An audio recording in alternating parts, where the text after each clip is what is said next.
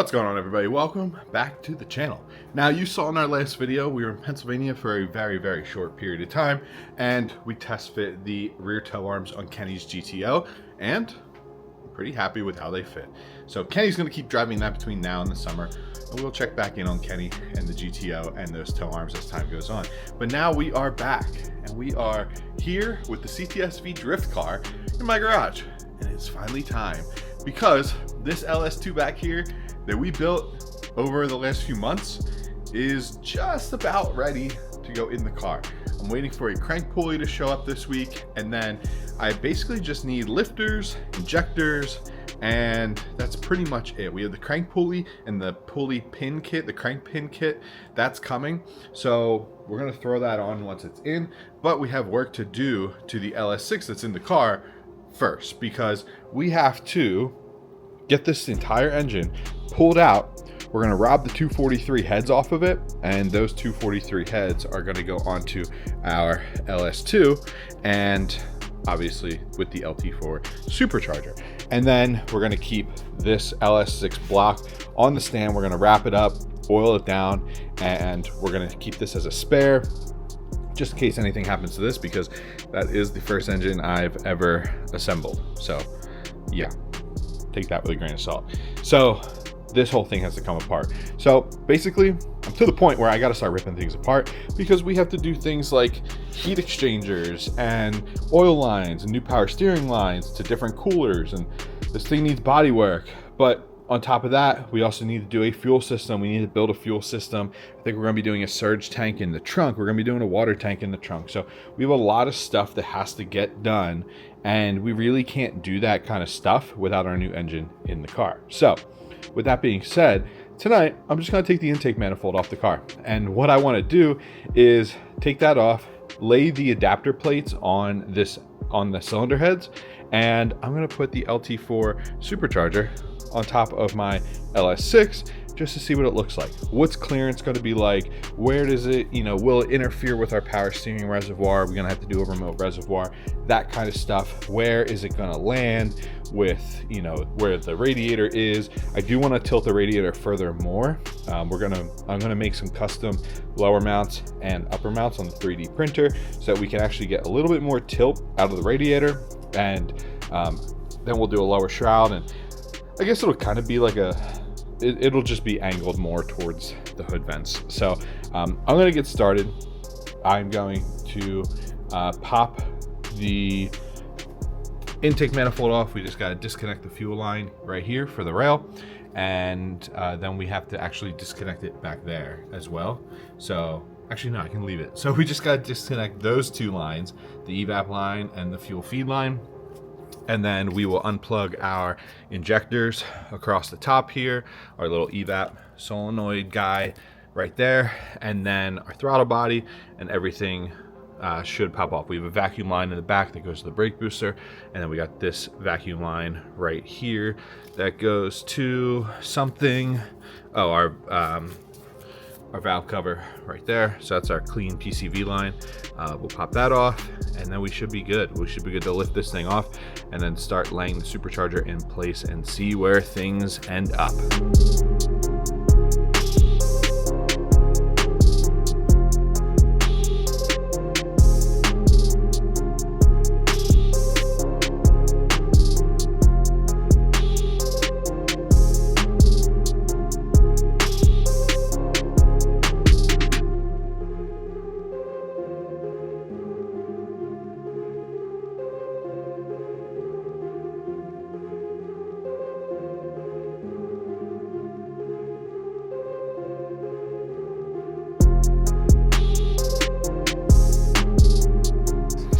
All right, guys, so we got the intake manifold off.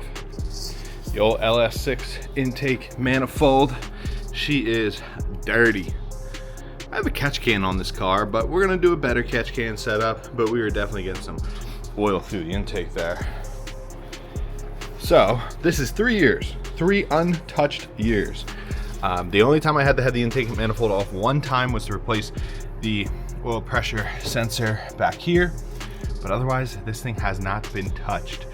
We got some random pulled up oil. It looks, is that oil? No, that's water. Okay, we just got some random water down there. This is all the factory stuff. Look, this looks like I just painted it. This got wet. The problem is with the hood vents, things get wet. I cover the engine bay as best I can, but it's kind of funny. Here's the dirty exposed side. Here's the never sees the light of day side of the valley cover. But I mean, these heads were cleaned, and we definitely got some oil and stuff, some blow by. But again, this is a 238,000 mile engine. Now, crank sensor wiring was definitely pinched down in here, so I'll be curious to see what that looks like below the loom. It's not a split loom, so interesting, but we won't mess with that too much. Everything looks fine, really. I mean, no leaks, water leaks from here, from the steam ports. We are a cam sensor down here, oil pressure sensor right here that I ran a new ground to. This stuff will all get cleaned up. These are like trackside repairs that we're looking at here. Let's look at the backside of our LS6 valves. I mean, we're looking pretty good, pretty clean. Yeah, I mean, everything looks pretty solid from what I can see. So obviously when we take the heads off, we will inspect them further. But for now, I am probably gonna run the vacuum through here just to get all the debris out of the heads, because I just don't want it falling into the engine anyways. There's some leaves and stuff. And then we are going to lay down our adapter plates. And we're gonna lay that big old LT4 bad boy down in here and see how it sits.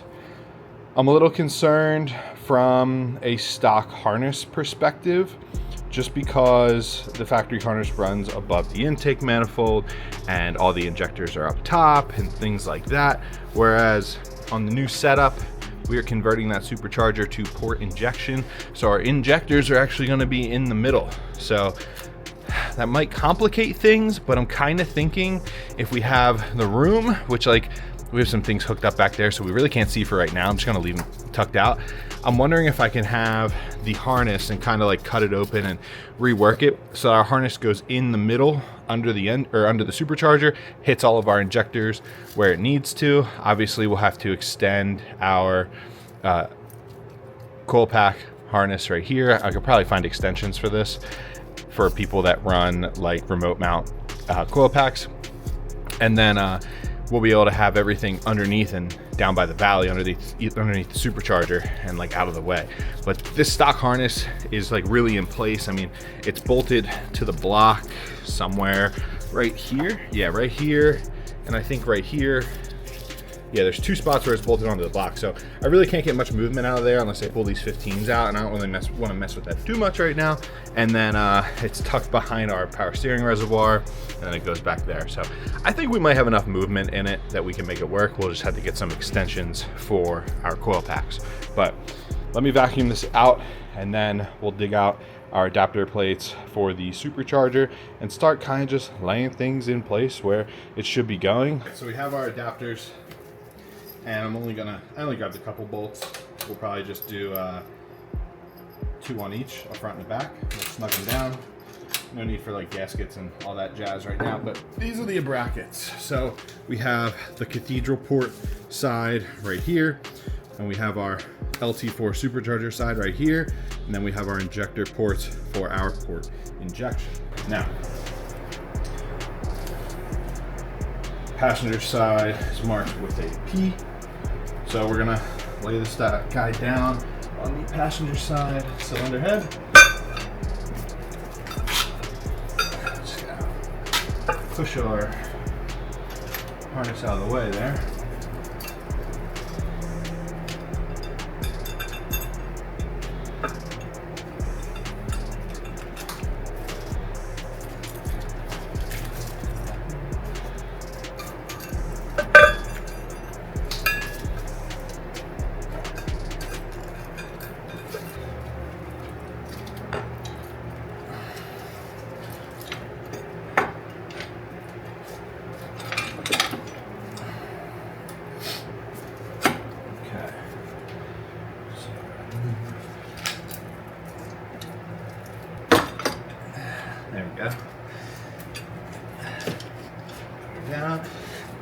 Thank you.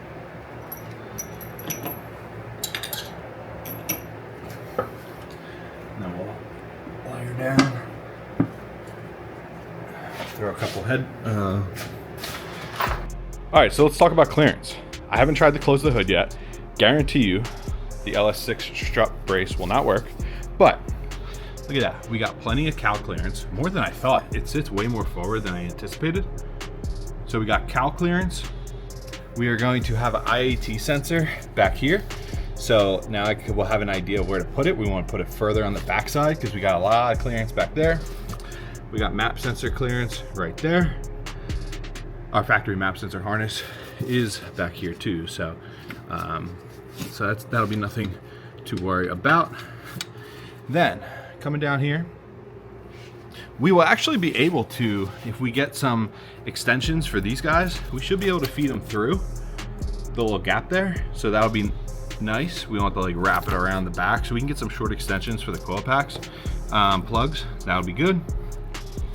Like I said, we're gonna try and get this harness to be tucked inside the supercharger. That way, just because it won't work otherwise, our injectors need to reach. Then on this side, you know, it's kind of the factory footprint of the engine, which is nice. It's just going up. Now up front, we are not gonna be running this water pump, the LS2 water pump. We have an LSA LS3 water pump. So that's gonna move our outlet. We're gonna have a different hose. So this is where our LS2 throttle body is going to sit, because I believe our belt is going to pull off this way, so we shouldn't have any clearance issues there. And we have our factory throttle body plug here, and the other one is somewhere underneath, so we're going to have the adapters to go from the LS6 to the LS2. All right, so up here with the front manifold, the water manifold on the front of the supercharger, I noticed that it seems as if it's going to be an issue with the power steering reservoir, because I'm not going to be able to take the top off of the reservoir, not only, you know, without the hoses, actually at all, that's an issue, but if I have the coolant hoses on, the water hoses for the supercharger, then I'm really not gonna be able to take it off. So that is not a reasonable solution there. So back in the day, there was a guy that used to make little brackets that basically allowed you to mount this back here. So I'm gonna look into that. Otherwise, I'm gonna see if I can just move it to the strut tower over here. I pulled the airbox out, the factory airbox, and like this whole area is going to be open. So I basically freed up this whole space for mounting reservoirs, catch cans, whatever it may be. And I'm gonna try and do it as neatly and as planned out as possible. But if I can take this, make a little bracket, and basically relocate it right to here, then we're only gonna need a new hose for right here, the big one. And then honestly, well, this goes right to the cooler. So we're gonna be running a new hose anyways for that. So that should be pretty easy to just adjust and move it over there. It also gets it away a little bit from the heat of the engine. So that'll be nice. I suspect that intake will go over there. You know, we're gonna have to make a pretty tight 90 off of here, and then probably head down this way. I would like to get the intake out of the engine bay. I'm not 100% sure where I'm going to go with it. The ECU sits right here in this box. If the ECU wasn't there, I would have some space to go down and basically fit in between the headlight, and I could actually probably trim up the headlight housing if I had to, but I'd have some space to go down here with a filter where the ECUs sit. So I don't know, maybe I can move the ECU or get creative. We're gonna have to get creative with it to some degree. Yeah, let me get some light. We're gonna have to get creative down in here to some degree and get some fresh air, and ideally not have the filter in the engine bay, because we're gonna be fighting temps as it is, and you know, we want to start off with the coldest air possible. So otherwise, like I mentioned, we're gonna be running a different water pump, and then we're gonna be using, oh, here's my other throttle body plug. We're gonna be using a LS3 water pump that is over there for the new engine. And then otherwise, we are going to be using an LSA belt drive. So we're gonna have the crank pulley down there, and we're gonna have our third 8-rib drive, and that is gonna sit in front of everything, and we're gonna run that supercharger pulley off of it for up here. And we have the factory tensioners and bracketry and all of that. So yeah, I mean, it seems as if we should be in pretty good shape with fitting everything. We're going to use all the same accessories. We're going to use the same power steering pump, same alternator, and same idler and whatnot. But I also want to investigate the power or the AC, because I would really want to get AC working this time around on this car. And yeah, I mean, no one really runs into any clearance issues running the LSAs in these cars when it comes to the belt drives. So if we're running an LSA belt drive with this LT4 blower, we should be in good shape. Also, if I'm relocating the power steering reservoir, that will allow me to not have to worry about this port and this port if I need to use them for any kind of map sensor, vacuum reference, whatever it may be. I am planning on doing a breakout, so we're probably gonna have to run like an LS7 style MAF, some kind of aftermarket or a different MAF that will be in the intake tube, and then we will do a breakout to the IAT sensor. And since we're Gen 3, we only have one IAT sensor on this engine. I mean, we have, ours is built into the MAF sensor right now. So this breakout will plug into this plug, and then it'll split to a 3-wire MAF sensor, and then we will send it to the IAT sensor. That's going to be in the back of the supercharger post intercooler bricks, so that we are getting the true air that is going into the engine. If we take the reading out here in the intake tube like you would from the factory, by the time it goes to the intercooler bricks, it is probably going to be hotter or cooler. I don't know. But we don't want the air out here because it hasn't been compressed and run through the supercharger yet, and that's where it heats up. So then it goes to the bricks, it cools down, and then we'll take our reading right before it goes into the engine itself. So that'll be a more accurate number to run off of. But otherwise, guys, I mean, that is pretty much it. There are definitely some little odds and ends and sensors and things like that that we're gonna have to overcome as we work through it. Oh, final thing with this power steering reservoir is then the harness won't be pinched behind it, so we'll be able to move the harness more when it comes to trying to get this thing underneath this thing. But either way, there's going to be some hurdles. You know, bolting, the company that makes these adapters, they're here to help you bolt it on, you know. And then the rest, I've yet to see one. I mean, they're out there, I just have yet to see one that's running and like I've been able to find. So if you know of any LT4 supercharged LSs, tag me in it, post links below, whatever, because I'm curious to see. I haven't really been able to find any. So apparently they're out there. But otherwise, we're gonna run into some things like the mass airflow or MAP sensor.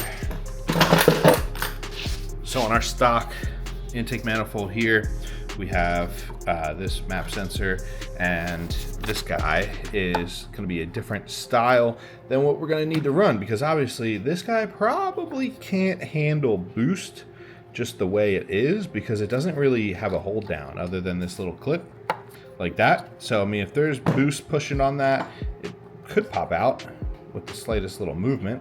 So this guy is probably going to get replaced with a different MAP sensor, which then we'll have to make some adjustments and probably need to get, you know, some brackets and things like that. It's just little things like that that are kind of complicated in a sense, that we're gonna have to figure out as we go. And like we have that port back there that has a screw hole, so we're gonna need that style MAP. I keep confusing the two. We have the bypass valve here.